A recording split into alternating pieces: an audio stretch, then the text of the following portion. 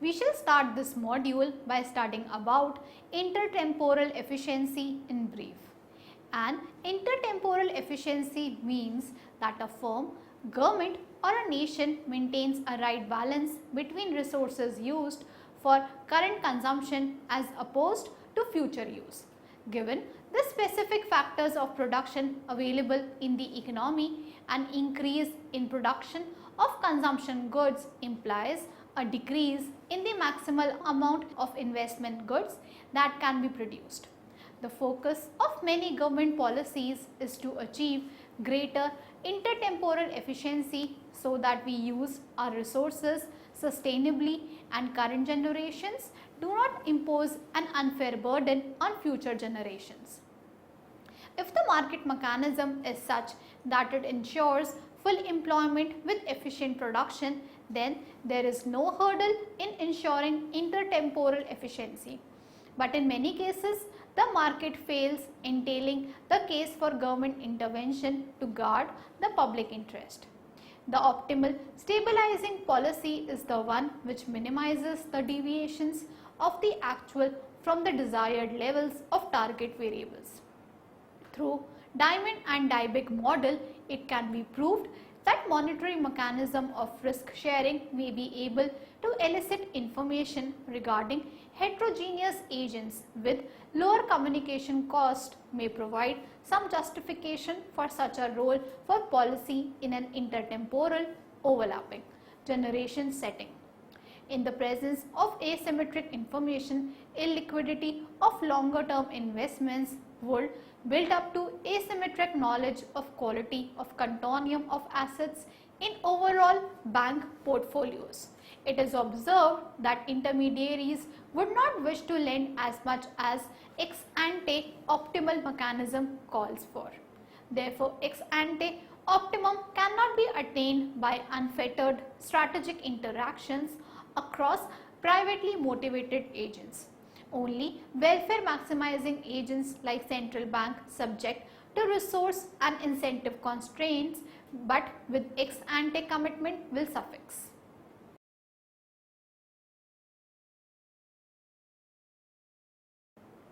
After studying this module, you shall be able to understand the rationale behind the failure of intertemporal markets, comprehend the liquidity preference, understand the policy intervention in case of the market failure, identify the implications of failure with respect to intertemporal and liquidity preference on stabilization policies. Overview the model which incorporates both the aspects of reality and proposes a strong case for stabilization policy.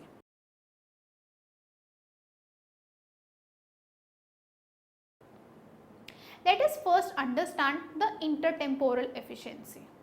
The focus of many government policies is to achieve greater intertemporal efficiency so that we use our resources sustainably and current generations do not impose an unfair burden on future generations.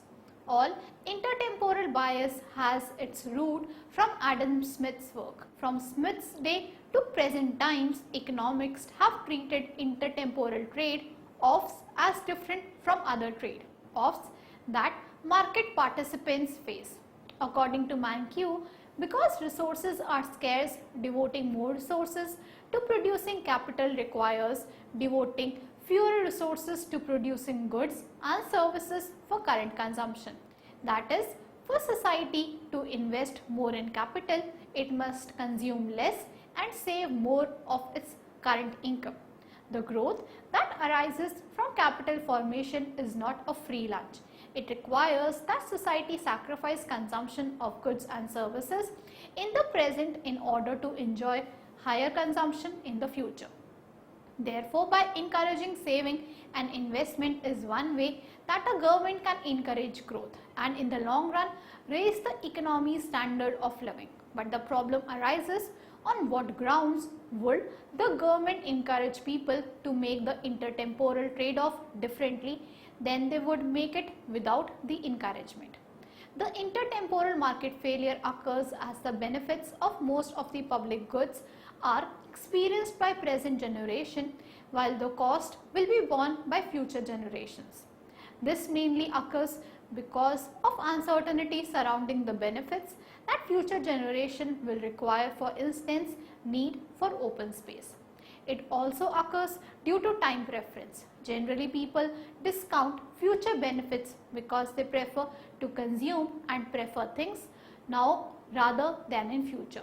But when we look from society point of view, the society has much longer time horizons and therefore cannot possibly discount the future benefits as individuals do. This is the cause of failure of intertemporal markets when it comes to social or public goods. Such goods will require intervention by government to ensure the provision at all periods of time.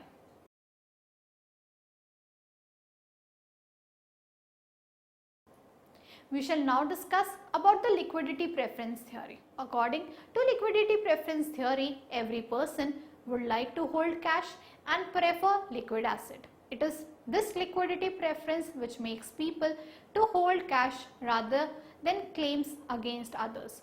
When we apply this theory on the intertemporal markets, given the abstractions of asymmetric information as well as illiquidity of longer term investments would lead to asymmetric knowledge of quality of assets in overall bank portfolios. Under such circumstance, it is possible to make a case for non-market entity which acts as planner that solves second best risk sharing problem. The ex ante optimum cannot be attained by untethered strategic interactions across privately motivated agents.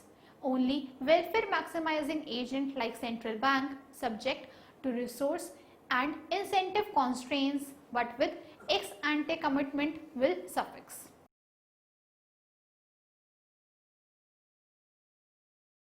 We shall now illustrate the Diamond-Dybig banking model.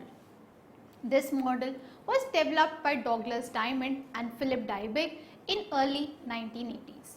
The model was published in 1983 by Douglas W. Diamond of University of Chicago and Philip H. Dybig of then Yale University and now of Washington University in St. Louis. The model primarily shows how an institution with long maturity assets and short maturity liabilities can be unstable. It is a simple model that captures intertemporal aspect of consumption and investment. It further explains the bank runs and related financial crises. The model exhibits how banks' portfolio of illiquid assets like mortgage or business loans and liquid liabilities like the deposits which can be withdrawn anytime will lead to situation of panics among depositors. The model emphasizes that all the business investments often requires expenditure in the present in order to obtain results in future. Therefore, the investors prefer loans with long maturity, implying low liquidity. The same rule is applied to the individuals looking for finance, housing or automobiles. While the individual covers including both household and firms may have sudden requirement of funds due to unforeseen and unpredictable needs. Therefore, they require funds which permit immediate access to deposits, implying that they will prefer short maturity deposit accounts. Since banks act as an intermediaries between savers who prefer liquid assets and borrowers who prefer long maturity loans, the banks therefore play a valuable role by channeling funds from individual deposits into loans for borrowers.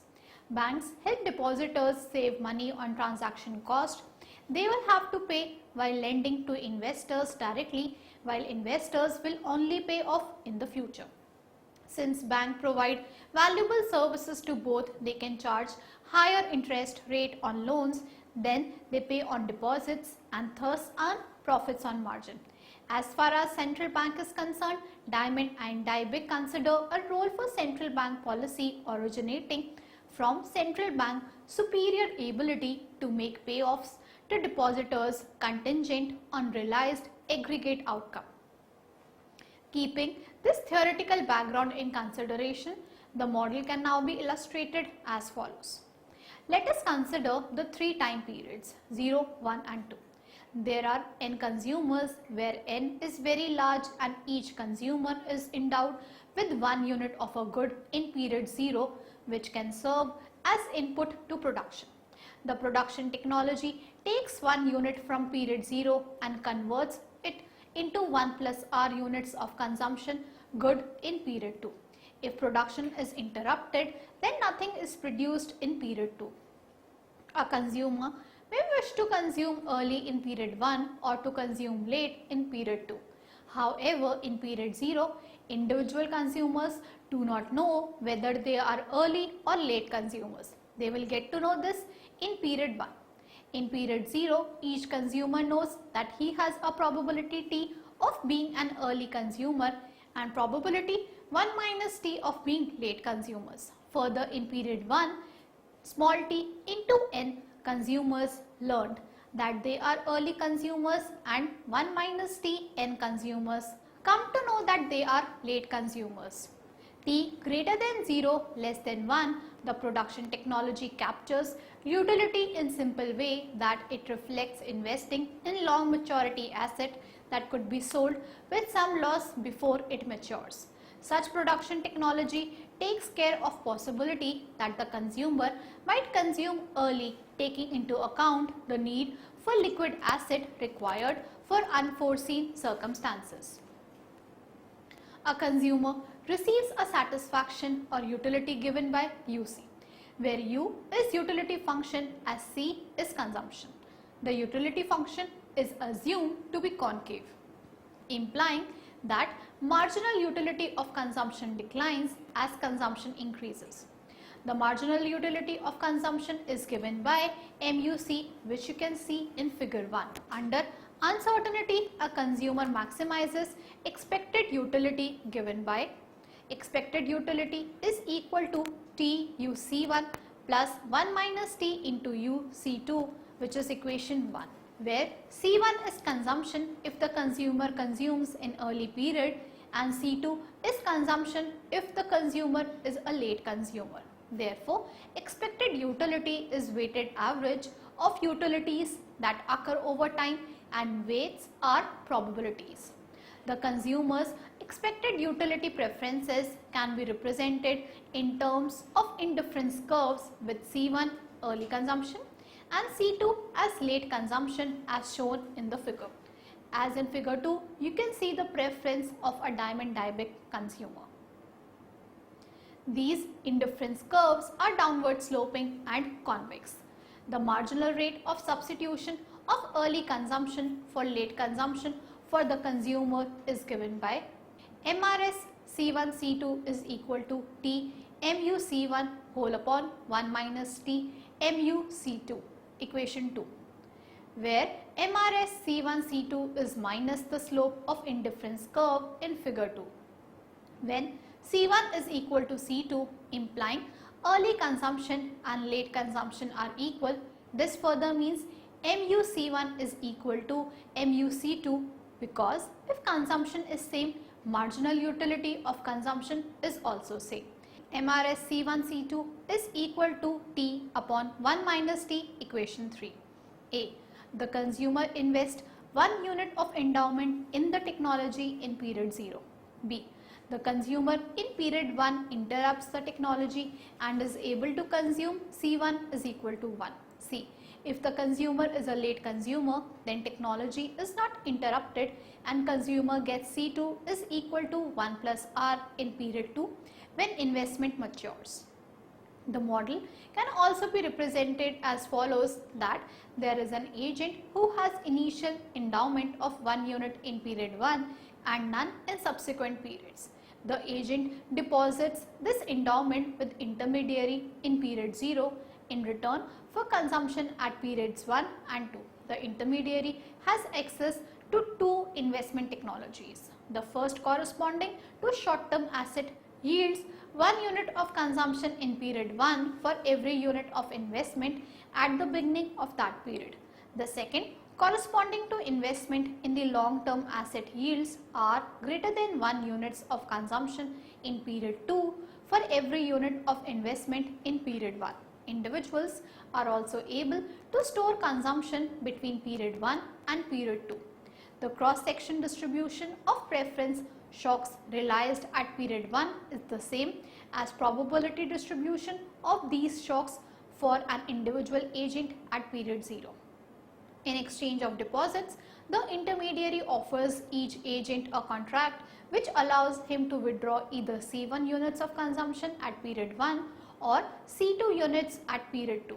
In order to finance withdrawals, the intermediary liquidates L units per capita in period 1 and hence receives R 1 minus L units per capita in the period 2. The intermediary chooses C1, C2, capital L to maximize the ex ante expected utility of individual agents. Then it solves the equation.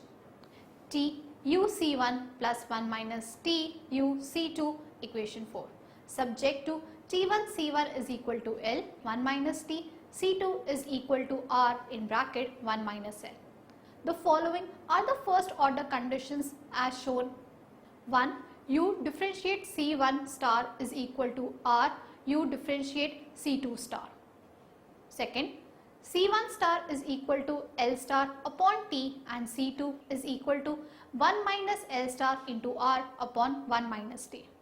Clearly, C1 star is greater than C2 star is implied by the 1 and 2 and the condition that R is greater than 1. A sufficient condition for C2 star upon C1 star to be less than R is that U differentiate C be decreasing in C. Thus, if U has a coefficient of relative risk aversion greater than unity, then early consumers will share the higher returns on illiquid assets. The first best allocation C star 1, C star 2, L star obtained by 1 and 2. There are two Pareto ranked Nash equilibrium according to Diamond and Dybek. When the agents who genuinely have preference for early consumption choose to make an early withdrawal, while the second best Pareto dominated equilibrium occurs when agents who actually prefer late consumption but fearing withdrawal by others of same time also choose to withdraw early. The inefficiency of these bank runs arises directly from premature and unnecessary disinvestment of higher yielding assets.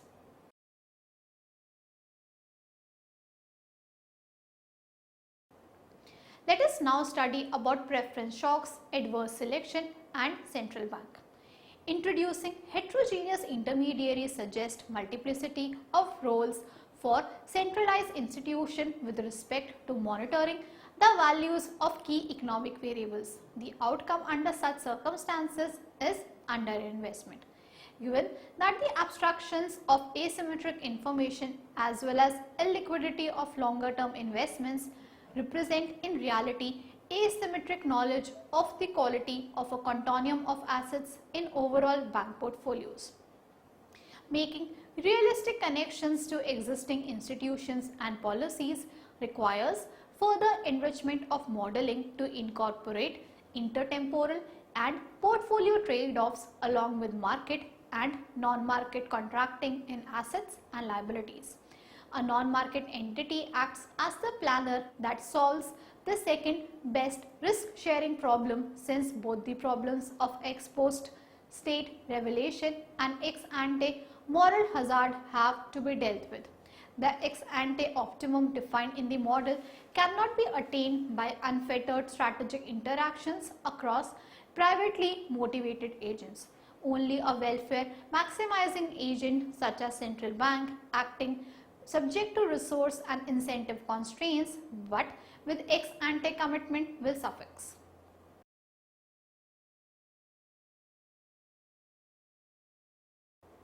Moving on, we will now understand the equilibrium deposit contract.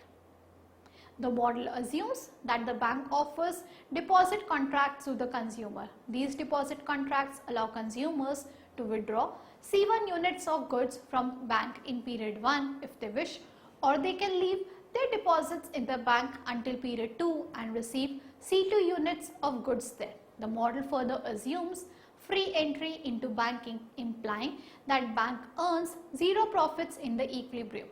The bank makes each depositor as well as possible while earning zero profits in period 1 and 2. Because if this does not happen, some other bank could enter the market offering alternative deposit contract and attract all consumers away from the first bank. Since all consumers deposit in bank in period 0, the bank has n units of goods to invest in the technology in period 0. In period 1, the bank must choose the fraction x of the investment to interrupt so it can pay C1 to each depositors who wish to withdraw at that time. If only early consumers show up at the bank to withdraw in period 1, we must have n TC1 is equal to xn, equation 5, implying total quantity of withdrawals equal the quantity of production interrupted. Then in period 2, quantity of uninterrupted production matures. This quantity is used to make payments to those consumers who choose to wait, who are supposing are only late consumers. N 1 minus T C1 is equal to 1 minus x n into 1 plus r, equation 6, implying that the total payout to the late consumers is equal to the total return on uninterrupted production. From equation 5 and equation 6 we derive T C1 plus 1 minus T C2 upon 1 plus R is equal to 1, equation 7. The equation 7 is like lifetime budget constraint for the bank that governs how deposit contracts C1, C2 can be set. The bank's lifetime budget constraint in slope intercept form can be expressed as C2 is equal to minus T 1 plus R C1 plus 1 plus R 1 minus T 1 minus T, equation 8. The following figure depicts lifetime budget constraint. Points A, B and D lie on the constraint which has a vertical intercept of 1 plus R. This is the maximum payout to late 1 minus T consumers if the bank does not interrupt any of its production. The horizontal intercept 1 upon T is the maximum amount that could be withdrawn by the early consumers where all the production is interrupted by the bank.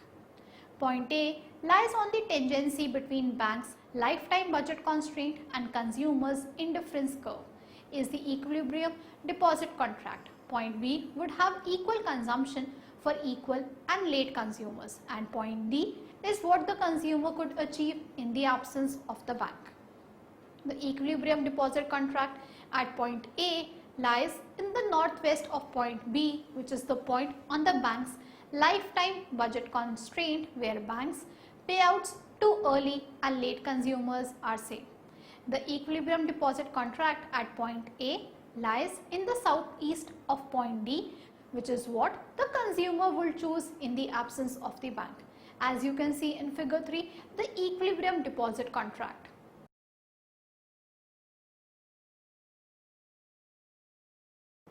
Let us now summarize what we have learnt so far.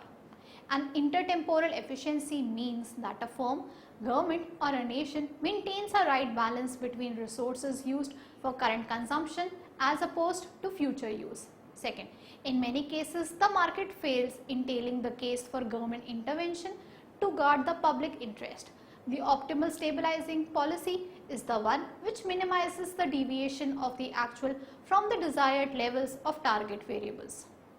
Through Diamond and Dybek model, it can be proved that monetary mechanism of risk sharing may be able to elicit information regarding heterogeneous agents with lower communication cost may provide some justification for such a role for policy in an intertemporal overlapping generation setting. According to Mankiw, because resources are scarce, devoting more resources to producing capital requires devoting fewer resources to producing goods and services for current consumption. The intertemporal market failure occur as the benefits of most of the public goods are experienced by present generation while the cost will be borne by future generations. This mainly occurs because of uncertainty surrounding the benefits that future generation will require, for instance, need for open space. When we apply this theory on the intertemporal markets, given the abstractions of asymmetric information as well as illiquidity of longer term investments would lead to asymmetric knowledge of quality of assets in overall bank portfolios. Only a welfare maximizing agent like central banks subject to resource and incentive constraints but with ex ante commitment will suffice. There are two Pareto ranked Nash equilibrium according to Diamond and Dybek, when the agents who genuinely have preference for early consumption choose to make an early withdrawal. While the second best Pareto dominated equilibrium occurs when agents who actually prefer late consumption but fear withdrawal by others of same time also choose to withdraw early. The inefficiency of these bank runs arises directly from premature and unnecessary disinvestment of high yielding assets. Thank you.